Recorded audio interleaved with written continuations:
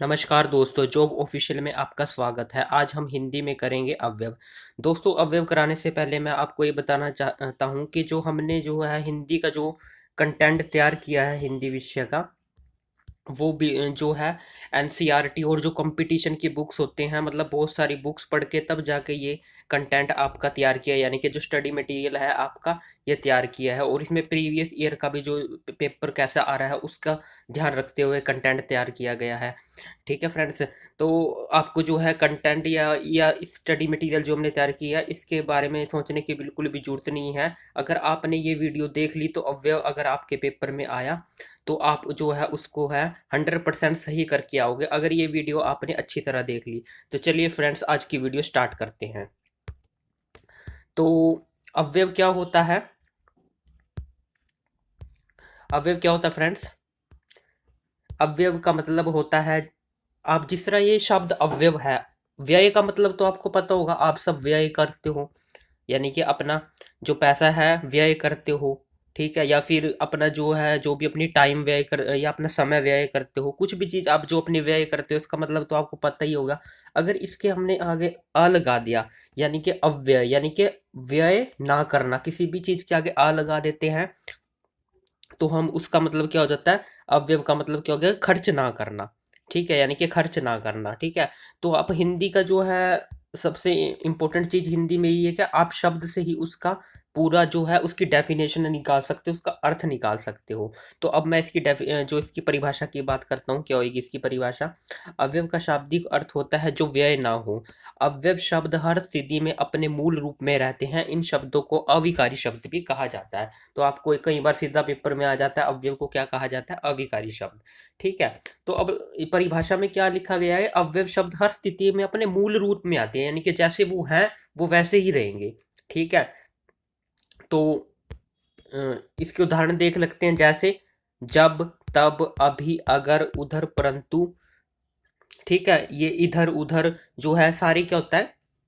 अवयव होते हैं। अब ये जो अपने मूल रूप में कैसे रहते हैं, अब मैं आपको बताता हूँ अपने मूल रूप में ये कैसे रहते हैं।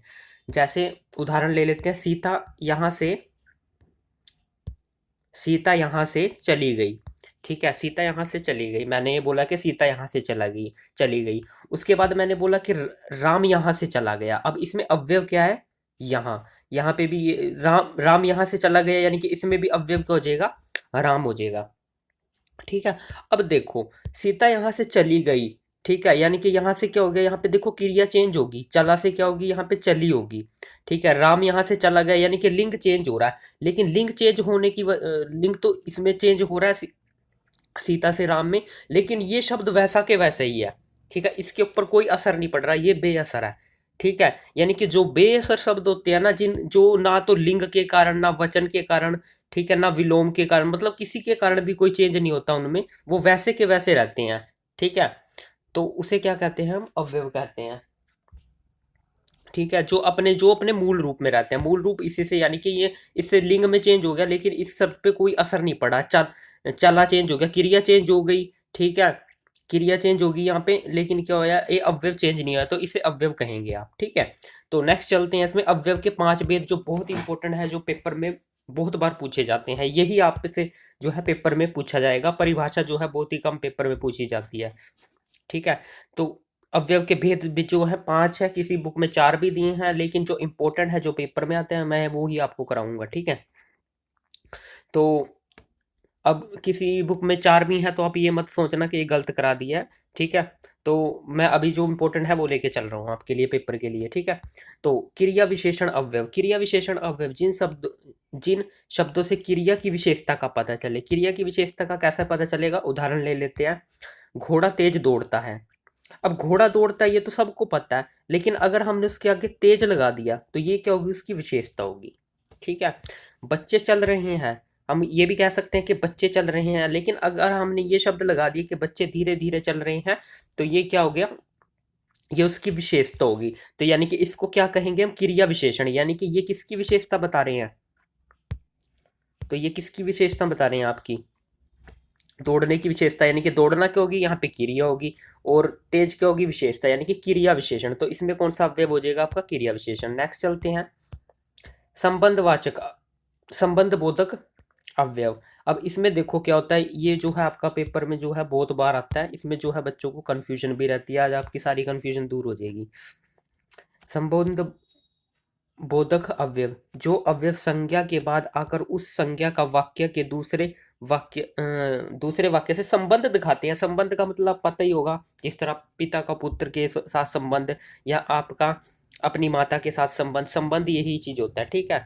अब इसमें शब्द होते हैं जैसे दूर, पास, नीचे, ठीक है। दूर, पास, नीचे, ये क्या हो गया इसमें, ऊपर नीचे, कैसे कैसे भी लगा सकते हो आप, ठीक है। तो ये संबंध बताएंगे, ये वाले शब्द आपको, ये वाले जो शब्द हैं आपको, जिस तरह दूर, पास, नीचे, ऊपर, यहाँ, वहाँ, ठीक है। ये सारे शब्द क्या बताते हैं, हमें संबंध बताते हैं। इसकी ट्रिक क्या है, इसकी ट्रिक क्या होगी आपकी, कि ये जो है, अब इसकी जो है आपकी जो ट्रिक बनेगी, ये जो है विवरण यानी कि डिटेल बताते हैं किसी भी वाक्य की, ठीक है। दिया गया वाक्य का क्या बताएंगे, डिटेल बताएंगे, यानी कि विवरण बताएंगे हिंदी में उसका, ठीक है। कि वो वाक्य उसकी पूरी डिटेल बता देंगे। अब उदाहरण से आपको बिल्कुल क्लियर हो जाएगा अगर आपको परिभाषा समझ नहीं आई तो। जैसे वृक्ष के ऊपर पक्षी बैठे हैं, वृक्ष पर पक्षी बैठे हैं ये तो सबको पता है, लेकिन अगर हमने ये लगा दिया कि ऊपर बैठे हैं, ठीक है, तो ये ऊपर यानी कि उसकी पोजीशन बता रहे हैं कि वो कहाँ बैठे हैं, यानी कि डिटेल में ये आगे चीज उसकी, ठीक है। इंग्लिश में डिटेल बोलते हैं और हिंदी में क्या बोलते हैं, विवरण, यानी कि उसका पूरा विवरण दे दिया उसने कि वृक्ष पर जो है पक्षी कहाँ पर बैठे हैं, ऊपर बैठे हैं या फिर नीचे भी हो सकता है यहाँ पे, ठीक है। तो ये जो, या तो आप ये शब्द ऐसे कर लो, ऊपर नीचे वाले जो शब्द होते हैं, लेकिन ये बहुत सारे शब्द हो जाएंगे, ये वाले शब्द तो बहुत सारे बन जाएंगे आपके। तो आपको ये याद रखना है कि जहां पर डिटेल बताई जाए किसी भी चीज की, तो वहां का होगा संबंध बोधक होगा, संबंध बोधक अवयव होगा, ठीक है। सेकंड एग्जांपल देखते हैं, मकान के पीछे गली है। अब देखो, मकान के पीछे गली है, यानी कि पीछे क्या बता रहा है, उसकी संबंध बता रहा है गली के साथ, पीछे, ठीक है। उसके बाद धन के बिना कोई काम नहीं होता। हमें पता है धन के बिना काम नहीं होता, ठीक है। लेकिन अगर हमने यहाँ पे बिना लगा दिया, यानी कि उसके बिना वो हो ही नहीं रहा, उसका से संबंध बता दिया, ठीक है। मैं पूजा से पहले स्नान करता हूँ या फिर करती हूँ, ठीक है। मैं पूजा से पहले स्नान करता हूँ। अब मैं स्नान करता हूँ ये तो सबको पता है, लेकिन मैंने उसकी डिटेल बता दी कि मैं पहले करता हूँ भाई, या फिर बाद में करता हूँ, बाद भी लगा सकते हैं आप, यहाँ पे कुछ भी लगा सकते हैं, ठीक है। यानी कि जो उसका जो संबंध बताए उसके साथ वो शब्द लगा सकते हैं आप यहाँ पे। मोहन दिन भर खेलता है, अब मोहन खेलता है ये तो सबको, लेकिन अगर हमने भर लगा दिया यानी कि पूरे दिन ही वो खेलता है, ठीक है। तो यहाँ पे क्या हो जाएगा आपका संबंध बोधक अवयव। तो फ्रेंड्स ये आपको समझ आ गया होगा, ठीक है। आप जो है उदाहरण एक दो बार देख लेना, तो ये आपको आपको ये ट्रिक याद रखनी है, यानी कि जहाँ पे विवरण दिया जाए, जहाँ पे डिटेल दी जाए, ठीक है। नेक्स्ट चलते हैं, समुच्चय बोधक अवयव। समुच्चय बोधक अवयव क्या होता है, समुच्चय बोधक अवयव क्या आ जाएगा, जो शब्द दो शब्दों वाक्यों को जोड़ते हैं इन्हें योजक भी कहा जाता है, ठीक है। समुच्चय बोधक क्या होते हैं, जो दो शब्द जो वाक्यों को जोड़ते हैं, ठीक है। अब जिस तरह कैसे जोड़ देंगे वाक्य को, जिस तरह और हो गया, तथा हो गया, मगर हो गया, इसलिए होगा, ठीक है, लेकिन होगा, ये शब्द के हो गए समुच्चय बोधक अवयव हो गए, ठीक है।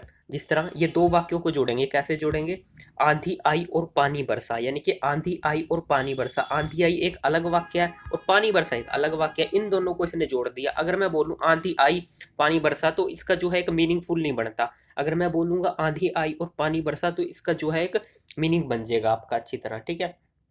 तो यहाँ पे क्या हो जाएगा, समुच्चय बोधक अवयव, ठीक है। उसी तरह सेकंड उदाहरण देख लेते हैं, राम पढ़ने में तेज है परंतु, परंतु क्या हो जाएगा यहाँ पे, समुच्चय बोधक अवयव, ठीक है। परंतु शरीर से कमजोर है, यानी कि दोनों अलग अलग वाक्य, दोनों को इसने जोड़ दिया समुच्चय बोधक ने। तो ये आपको समझ आ गया होगा, जिस तरह तुम जाओगे कि मैं जाऊं, ठीक है। तो बिल्कुल आसान है, यानी कि यहाँ पे क्या हो जाएगा आपका अवयव हो जाएगा, समुच्चय बोधक अवयव। आगे चलते हैं, इसमें विस्मयादि बोधक अवयव।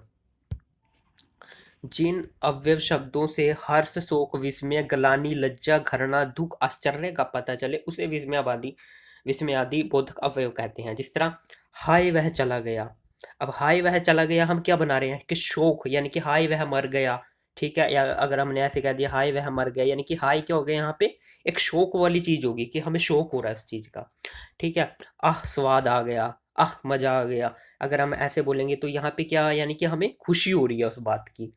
छी छी यह गंदगी, ठीक है, छी छी यहाँ गंदगी पड़ी है, छी छी यहाँ मट्टी पड़ी है, तो यहाँ पे हमें गलानी हो रही है। तो जहाँ पे भी ऐसे जो है शब्द, ऐसे शब्द तो आपको हर जगह मिलेंगे, ठीक है। ठीक है, ऐसे शब्द आपको जहाँ भी मिल जाए, यानी कि हाय आहा छी छी, तो आपको वहाँ याद रखना क्या हो जाएगा, विस्मयादि बोधक अव्यय हो जाएगा। ठीक है, उसके बाद चलते हैं निपात अव्यय, ये लास्ट अव्यय है आपका। निपात अव्यय, इस अवधारक अव्यय भी कहा जाता है। इसे क्या कहा जाता है, अगर पेपर में निपात की जगह अवधारक आ जाए तो आप कंफ्यूज हो जाएगा, इसलिए आपने याद रखना है, इसे अवधारक अव्यय भी कहा जाता है।